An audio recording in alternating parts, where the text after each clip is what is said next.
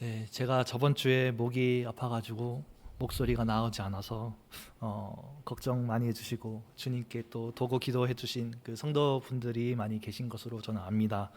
기도해 주셔서 너무 감사합니다. 저도 일단 오늘 설교의 자리에 나와서 말을 하고 있지만 아직 병원에서는 말을 하지 말라고 요청이 와 있습니다. 그래서 저도 최대한 오늘은 저도 마이크의 힘을 빌려서 목을 아끼면서 설교를 하고자 합니다. 네, 오늘 우리가 먼저 설교하기 전에 인사부터 하려고 하는데요. 바로 다섯 손가락으로 제가 인사를 우리가 함께 하려고 합니다. 자, 이 1, 2, 3, 4, 5 이렇게 하잖아요. 1, 2, 3, 4, 5 하나, 둘, 셋, 넷, 다섯 이렇게 할 텐데요. 우리가 1부터 5까지 우리가 세워가면서 함께 인사하려고 합니다. 자, 먼저 보겠습니다. 네, 하나님이 이처럼 세상을 사랑하시는 것처럼 당신을 사랑합니다. 네, 한번 더 해볼까요? 네, 하나님이 이처럼 세상을 사랑하시는 것처럼 당신을 사랑합니다. 네, 아멘. 네, 네. 네, 오늘 우리가 손가락으로 인사를 하게 된 건요. 손으로 우리가 말하는 것이 은근히 많기 때문입니다. 특별히 이거를 손으로 말하는 것을 제스처라고 하잖아요. 그렇죠? 제스처라고 하는데 우리는 손으로 여러 의미를 전해주게 됩니다. 야구 경기에서 막 보여주는 사인 이런 것도 있을 거고요. 그리고 이거는 뭐라고 하죠? 그쵸, 무슨 전화, 네, 약속. 그렇죠, 맞습니다. 이게 전화라고 했었을 때 그러면 세대별로 또 다른 것도 아시죠? 네, 유선 전화기를 사용했던 세대들은 이거지만 무선 전화를 사용했던 세대들은 이렇게 합니다. 그렇죠? 특별히 저도 이제 유선이 편해가지고 이렇게 쓰는데 솔직히 이렇게 쓴다고 합니다. 근데 특별히 스마트폰 쓰는 세대들은 뭐라고 하냐면요, 이렇게 합니다. 네. 그래서 그 요즘 나온 그 신곡 중에서 그 야래 야래 못 말리는 아가씨라고 하는 그 신곡이 있거든요. 계속 이렇게 하는 또 댄스가 있거든요. 그럴 정도로 요즘 스마트폰만 세웠던 세대들은 이렇게 하는 것으로 또 얘기를 한답니다. 그러면 아까 얘기했지만 이거는 뭘까요? 그러면요. 네, 약속이죠. 그렇죠? 우리가 약속한다는 의미로 사용하고 있겠습니다. 여기 계신 분들은 다 기억하겠지만 예전에는 이게 또 애인, 그렇죠. 네, 짝이라는 의미가 있었잖아요. 그렇죠? 네, 결혼한 사람에게 이거를 한다면 불륜. 네. 네, 이런 뜻으로 사용하기도 했고요. 근데 이 의미가 우리나라에만 있던 의미가 아니었습니다. 네, 지금까지도 일본은 이 의미를 가지고 사용하고 있습니다. 일제의 강점기 시대 때 우리나라에서 일본인과 함께 살았기에 그래서 같이 사용해 가지고 의미가 전해졌다가 사라진 것이라는 그런 설이 있습니다만, 그만큼 제가 말하고 싶은 것은 다른 나라와 가더라도 제스처가 통하는 게 있고 또 통하지 않는 것도 있습니다. 이번에는 이거를 볼 텐데요. 이거는 어떤 의미를 가지고 있죠?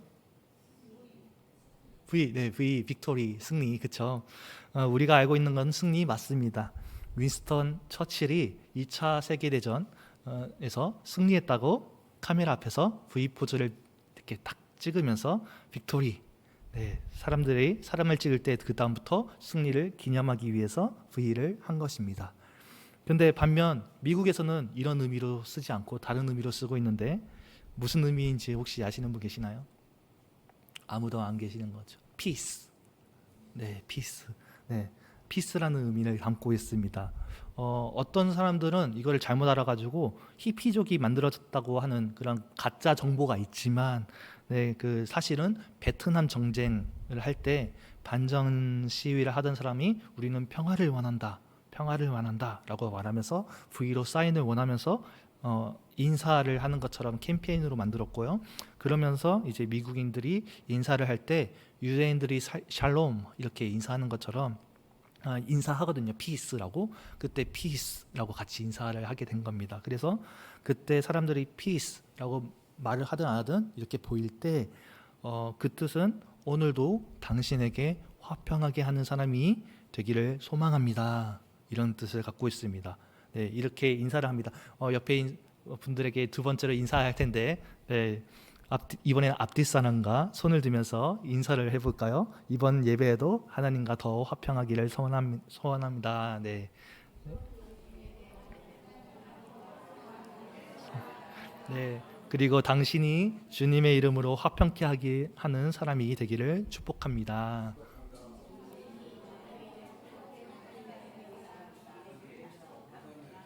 네. 우리가 인사한 그 화평, 네, 그것이 무엇인지 함께 살펴보고자 합니다. 화평이 무엇이기에 설교에서 다룰 만큼 이렇게 중요한 것일까요? 네, 그 이유는 화평이라는 것은 그리스도인이 가져야 할 성품 중에서 가장 정점이자 절정에 위치한 성품이기 때문입니다. 아니, 성도분들께서 이렇게 생각할 수도 있겠습니다. 다른 좋은 성품도 많은데 뭘 전도사님이 이렇게까지 말하나? 라고 생각하실지도 모르겠습니다. 그렇다면 왜 이렇게 말하는지에 대해서 우리가 기독교이고 특별히 기독교에서 말하고 있는 사랑에 대해서 먼저 언급하고자 합니다. 잠시 생각해 보겠습니다. 우선 사랑이 중요한 것은 우리가 모두 알고 있습니다. 그런데 그 사랑을 우리가 말로 표현하거나 정의로 내리려면 쉽지가 않습니다. 세상에서 말하는 사랑이란 비슷한 것이 과연 기독교에서 말하는 사랑일까요? 아니겠죠. 네, 그렇지 않죠. 어떤 신학자는 이 사랑을 얘기를 할 때 그리스도인이 다른 사람과 연합하고 하나 되는 것을 추구한다라고 말합니다. 네, 그렇게 본다면 사랑은 연합을 추구합니다. 하나님께서 먼저 삼위가 하나로 연합하고 계시고 완벽한 관계로 계시고 그런 하나님께서 우리를 사랑하셔서 우리가 하나님을 사랑하게 될 때 우리는 그리스도 안에서 하나님과 연합하는 관계를 추구하게 됩니다. 그래서 그 하나님과 말씀과 성찬으로 그리고 기도로 친교의 연합을 추구합니다. 그렇게 될 때 우리가 비로소 다른 사람들을 사랑할 수 있게 되고 다른 사람들과 연합을 추구할 수 있게 됩니다. 그때 우리는 예수를 주로 섬기는 다른 사람들과 우정과 교제의 유대로 끈끈해지고 그 안에서 자라가기를 추구합니다.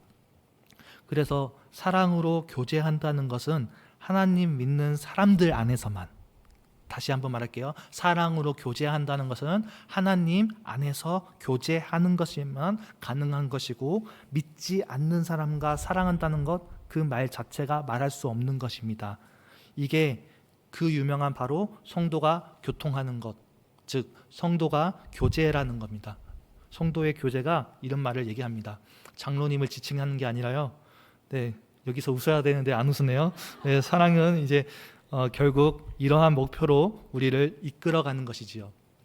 네, 사랑은 그렇기 때문에 다른 사람과 연합하고 하나가 되는 것을 말하고 있습니다. 따라서 화평이라고 하는 그 성품은요, 기독교에서 말하는 본질, 사랑, 그 과정에 있어서 매우 중요합니다. 왜일까요? 자, 사랑하는 과정 중에서 화평이 어떤 역할을 하는지 우리가 보게 된다면 알 수 있을 겁니다. 화평은 그냥 단지 전쟁을 막으려고만 하는 것이 아닙니다. PPT를 한번 보여주시겠어요? 네, 물론 현실에서는 전쟁을 끝내는 것만으로도 큰 성과를 거둡니다. 예를 들면 러시아와 우크라이나가 화평 조약을 맺었다. 이스라엘과 하마스가 화평 조약을 맺었다. 네, 이런 말을 하잖아요. 그것만으로도 전쟁이 멈추고 화평하여 평화가 왔다고 말합니다. 여기서 보면 제가 화평 옆에 그리고 평화 밑에 에이레네라고 적어놨습니다. 헬라어인데요. 이게 여기서 보면 에이레네라는 말이 헬라어로 같은 말을 쓰고 있지만 헬라어에서는 같더라도 한국어로 우리가 이해할 때는 상태를 말하면 평화라고 얘기를 보면 되고요. 화평은 반대로 평화로운 상태로 만들기 위한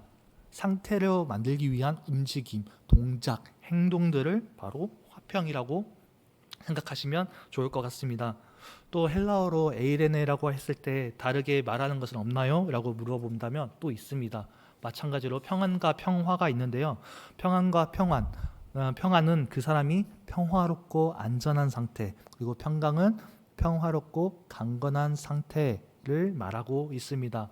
자, 그렇게 된다면 평화, 평안, 평강 이 모든 것은 상태를 뜻하고 있고요. 평화 안에서 얘기를 하고 있는 거고요.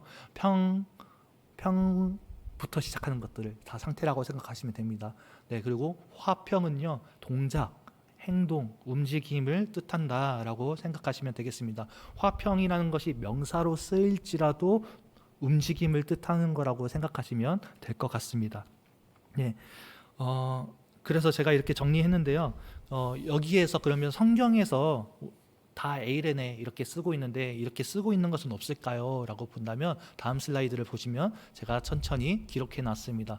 잘 보이시죠? 네, 먼저 누가복음 2장 14절인데요. 함께 읽어보겠습니다. 시작.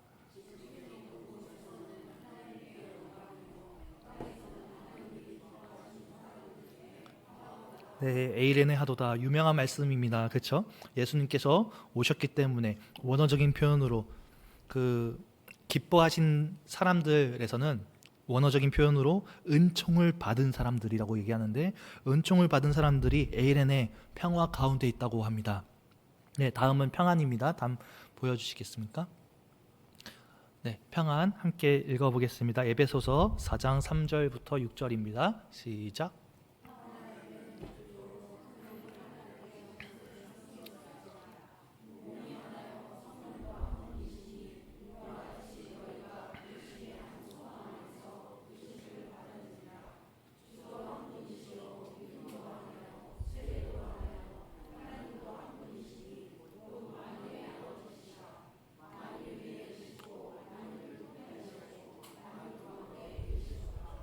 네, 신데스모 에이레네스 이렇게 적혀져 있는데요.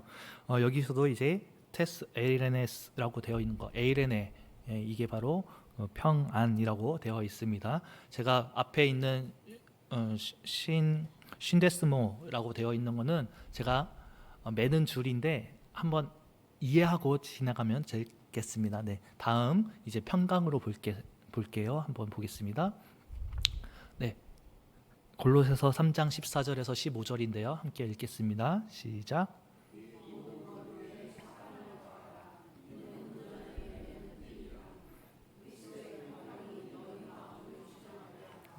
너희는 평강을 위하여 한 몸으로 부르시. 네, 여기서도 보시면 평강 에이레네라고 적혀져 있고요.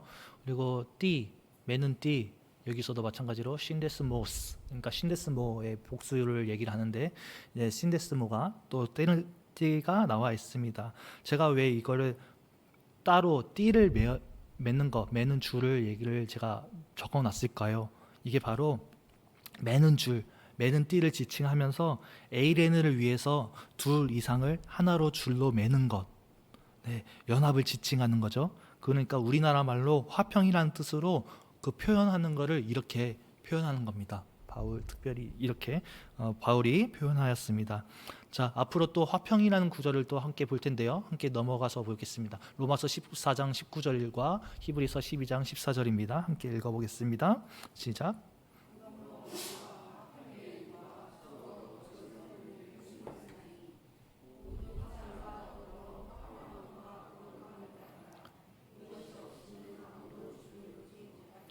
제가 히브리서에서는 또 똑같이 안 적었지만 똑같이 다 에이렌에 화평이라고 적혀 놓은 거 다 같습니다.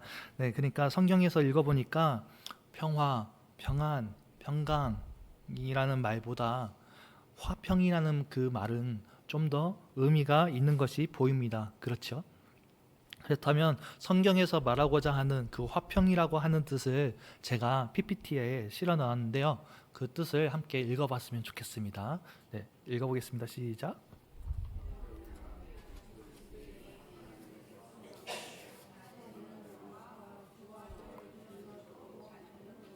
네, 한 번 더 숫자를 보면서 정확하게 한 번 더 되새기면서 한 번 더 읽어보겠습니다. 화평이란 시- 시-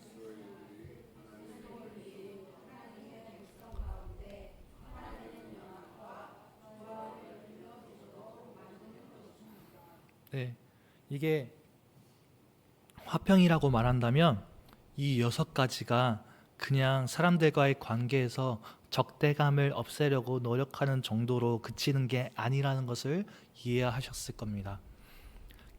우리가 성경에서 말하고 있는 그 화평이라는 건요, 그리스도인들이 다른 그리스도인들에게 단지 적대감만 없애는 것을 요구하는 게 아니라 성경에는 그것을 더하여서 그리스도인들 사이에 하나가 되도록 하는 연합과 그리고 조화를 요구하고 있다는 겁니다. 고린도전서 12장을 우리가 함께 읽어볼 텐데요. 이건 좀 깁니다. 이게 본문이 제가 오늘 본문이 적은 대신에 우리가 함께 읽을 성경이 좀 많거든요. 그래서 우리가 그리스도 안에서 아무튼 연합과 한 몸이라고 얘기를 하고 있는데 그에 대한 본문을 우리가 함께 살펴보도록 하겠습니다. 12장 12절부터 27절까지 말씀입니다. 함께 읽어보겠습니다. 시작.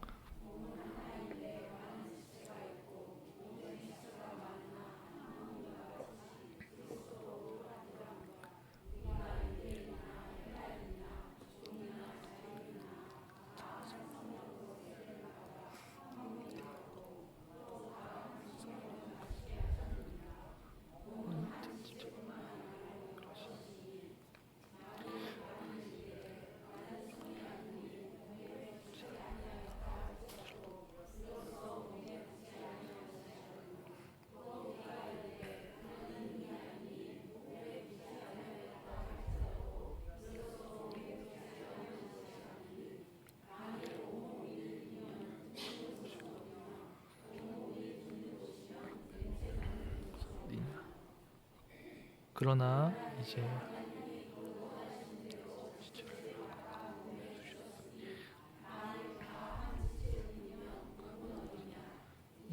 제가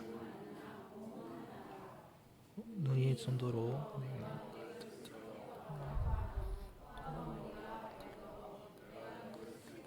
다 하지 못하리라. 그뿐 아니라 우리가 몸에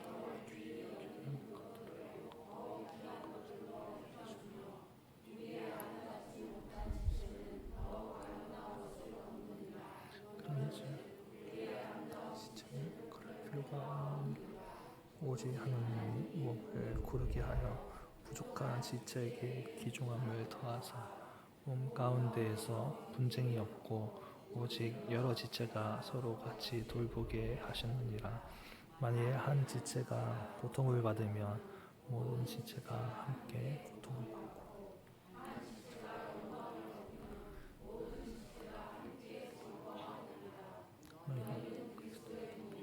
지체. 아멘.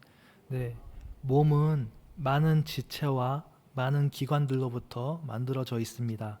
우리 몸이 건강하고 정상적으로 잘 작동하려면 몸의 각 기관과 지체가 함께 어우러져서 잘 작동해야 합니다. 그리스도의 몸인 교회도 마찬가지입니다. 그리스도의 교회의 구성원인 우리는 모두 함께 잘 살아가야 합니다. 하나가 된다고 해서 억지로 하나로 만들어 버리는 게 아니라 하나가 될 때 우리 모두 조화롭게 있어야 가능한 것입니다. 화평은 연합과 조화라는 것이죠. 구약과 신약 모두 이에 대해서 많이 나타나고 있습니다. 그걸 다 찾기에는 방금 고린도전서처럼 너무 길고 많기 때문에 특별히 신약만 오늘은 보도록 하겠습니다. 그래도 구약을 안 하면 섭섭하니까 제가 133편, 시편 133편 말씀을 언급하고 지나가겠습니다. 형제들이 연합하여 동거하는 것이 얼마나 아름다운지 그 노래하는 부분들이 세 절로 말씀을 얘기하고 있고 이렇게 노래를 음악에 빗대어 생각해 보면 너무나 편합니다. 자, 음악, 화음이 있습니다. 화음이 음악에서는 매우 중요합니다. 그렇죠? 화음의 뜻이 무엇일까요? 음을 조화롭게, 화음, 음을 조화롭게 하는 것입니다. 네, 음을 조화롭게 하면 우리의 귀에도 기분이 좋게 들립니다. 화음을 만들기 위해서는요, 서로 다른 different, 다른 음표가 있어야 합니다. 화음은 이렇게 다른 음표를 아름다운 방식으로 함께 가져옵니다. 그리스도인 공동체도 마찬가지입니다. 우리는 모두 다른 사람들입니다. 그리스도인들은 서로 똑같지 않습니다. 우리가 모두 같은 은사를 아니면 같은 지식을 가지고 있지도 않고, 심지어 교회에서 다루고 있는 문제에 대한 의견에서도 서로 같지 않습니다. 그렇지만 우리가 성경에서 말하고자 하는 그 화평은 어떤 일을 합니까? 그 화평은 우리 모두의 차이들 속에서 그리스도인들 사이에서 조화를 가져옵니다. 그래서 베드로전서 3장 11절에서는 시편 34편을 인용하면서 의인들에게 악에서 떠나 선을 행하고 화평을 구하며 그것을 추구하고 따르라 라고 말하고 있습니다. 이처럼 그리스도인들이 화평을 추구하고 길러지도록 만들어야 한다고 성경은 분명히 말씀하고 있습니다. 하지만 우리에게 아직도 화평이라는 것이 정말로 필요한 것인지 여전히 의문을 가지고 있으시다면 좀 더 많은 이유를 알려드리도록 하겠습니다. 먼저 갈라디아서 5장 22절부터 23절 말씀입니다. 네, 유명한 말씀이죠. 함께 읽겠습니다. 시작.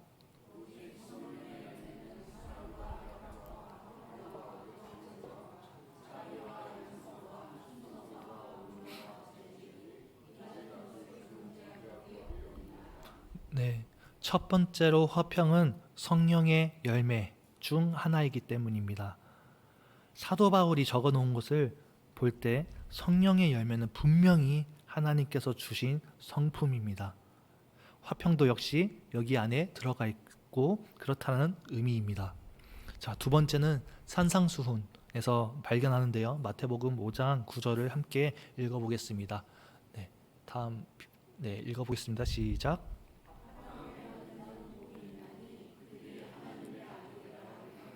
받을 것이요. 네, 화평하게 하는 자는 복이 있나니, 이거를 원어적으로 좀 더 정확하게 얘기를 한다면요, 화평하게 하는 사람은 복되다. 네, 복되다라고 합니다. 그러니까 이렇게 선언하신 겁니다. 화평하게 하는 사람은 어떤 사람입니까? 화평하게 하는 사람은 분명 가끔씩 화평을 추구한다거나 조금씩 화평을 이루는 사람이 아닙니다. 오히려 우리는 그 특정한 성품을 가진 사람을 화평을 이루는 사람이라고 부르는 것입니다. 자, 즉 그 사람은 꾸준히 반복적으로 화평을 추구하는 사람입니다. 그래서 예수님께서 화평하게 하는 사람은 복되다라고 말씀하셨고, 그들이 비로소 하나님의 아들로 일컬음을 받는다라고 말하셨기에 초기 그리스도인들은 화평케 하는 사람이 되어야 한다는 것을 분명히 알고 그렇게 가르쳤을 것입니다. 네, 세 번째는 우리가 오늘 읽은 누가복음 본문입니다. 다시 한번 읽어보겠습니다. 네, 시작.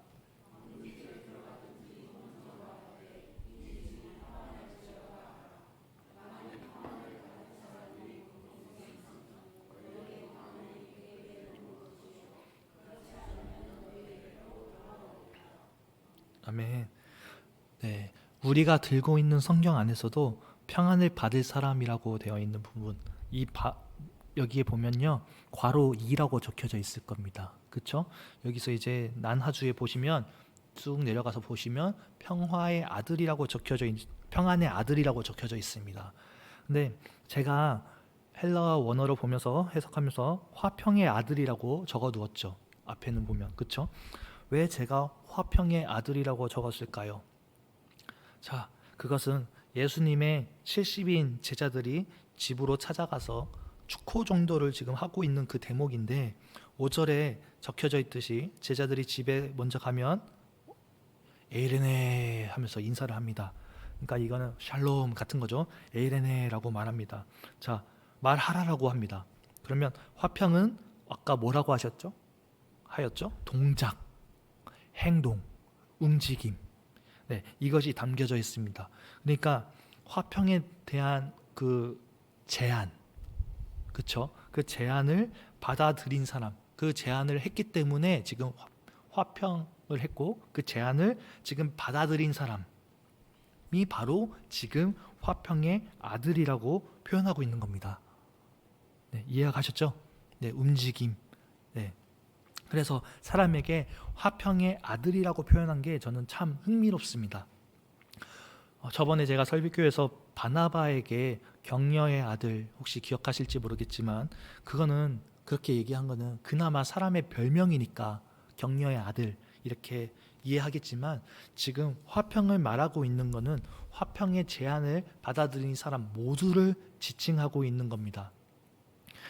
그걸 다시 말해서, 만일 누군가가 한 분 한 분에게 다가와가지고 당신과 화평을 이루고자 합니다 라고 말할 때 그 말을 받아들인다면 그게 바로 여러분들께서는 예수님께서 말씀하시는 화평의 아들입니다.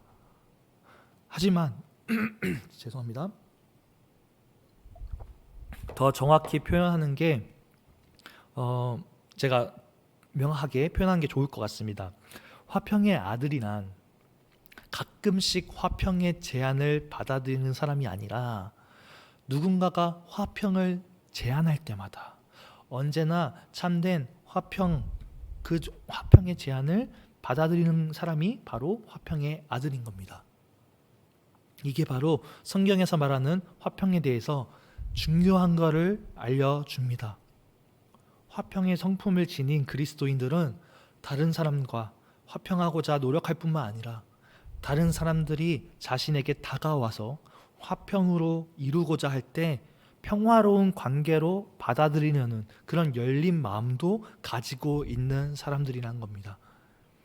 우리가 가까운 사람들과 싸워도 그러기가 쉽지가 않은데, 설령 정말로 미워하는 원수들까지도 말이죠. 그 사람들이 만약에 예수님을 믿는 사람이라면, 예수님을 믿는 사람이 혹시 되었다면 자연스럽게 화평케 하는 사람이 되어야 된다는 사실입니다. 화평의 아들로 되어야 합니다. 그게 바로 화평입니다. 참으로 탁월한 사람만이 이 성품을 가질 수가 있고요. 그렇기 때문에 그리스도가 필요합니다. 그리스도가 있어야만 가질 수 있는 성령의 열매라는 겁니다. 우리가 스스로는 절대 남을 화평하게 할 수가 없습니다. 오직 하나님만이 우리의 화평의 근원이심을 인정해야 합니다. 로마서 15장 33절에서 하나님은 헬라어로 Theos Eirenes라고 얘기를 하고 있는데요. 이게 무슨 뜻이냐? 화평하게 하시는 하나님. 데오스가 하나님이라는 뜻입니다. 그러니까 화평하게 하시는 하나님이라고 부르고 있으면서요. 그리고 성경에서 다른 본문에도 하나님을 이와 같은 칭호로 얘기를 하고 있습니다. 하나님은 이미 평강하시고 화평하게 하시는 하나님이십니다. 사도행전 10장 36절에서 예수 그리스도로 말미암아 화평의 복음을 전하셨다고 말씀하고 있습니다. 예수님께서 화평하시는 분이셨기에 승천하시고 나서 사도들은 평강을 전한다고 하면서 화평하게 하는 사람이었고, 서신에도 마찬가지로 평안이 있을 거라고 처음과 끝에 인사로 적었습니다. 화평으로 적었습니다. 그래서 사도들도 우리에게 화평해야 한다고 가르치고 있습니다. 함께 로마서 5장 1절을 읽어보도록 하겠습니다. 네, 시작.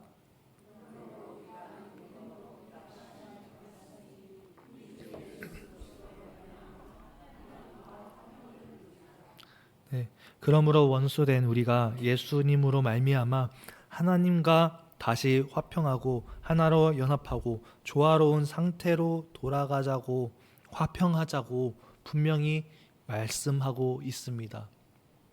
그래서 하나님 나라는 로마서 14장 17절에서 말씀하는 것처럼 먹는 것과 마시는 것이 아니요 오직 성령 안에 있는 의와 희락과 화평하는 것이라고 덧붙이고 있습니다.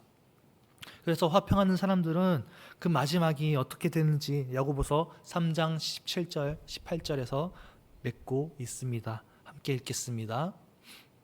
시작.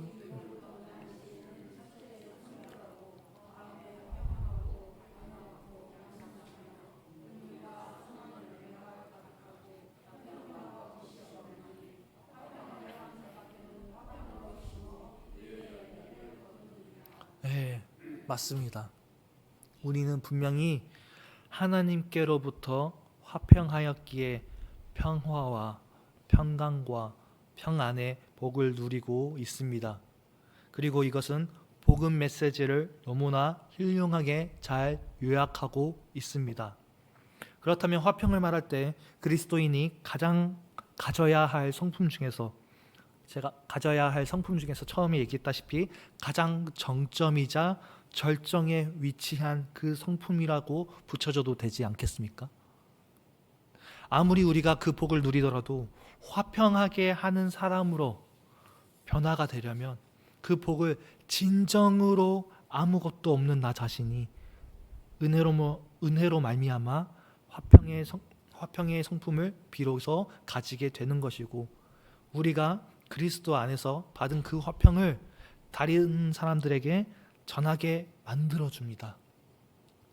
그렇게 주님의 평화와 평안과 평강을 전달하면서 우리 모두가 하나로 연합하는데 조화롭고 통일된 그리스도의 한 몸으로 세워질 수 있도록 해줄 것입니다. 그렇기에 주님께 간구해 보지 않겠습니까? 화평하시는 그 주님을 먼저 알게 하여 주시고 그 기쁨과 감격으로 화평하는 삶이 되기를 기도하기를 축원합니다. 특별히 우리 교회 안에서도 이제 50년이 되어 갔고요. 그리고 30년 목회하시고 은퇴하시는 담임 목사님도 계십니다. 이렇게 우리가 함께 30년 동안에 지켜가는 그 과정 속에서 우리가 혹시 불화가 있을 수도 있었을 거고요. 50년 동안 있었을 가운데서 불화가 있었을 수도 있을 겁니다. 그렇지만 그리스도 안에서라면, 그리스도인이라면 하나가 되고 연합이 되고, 그것이 그냥 연합이 되는 것이 아니라 조화롭게 되는 것이 매우 중요하다고 보는 것입니다. 우리는 다시 불화를 잊어버리고 다시 우리가 날개를 뻗어서 나아갈 때라고 생각을 합니다. 주님께서 화평하시는 교회가 되기를 우리가 함께 기도하시기를 소망하겠습니다. 네, 제가 기도하겠습니다. 화평의 하나님,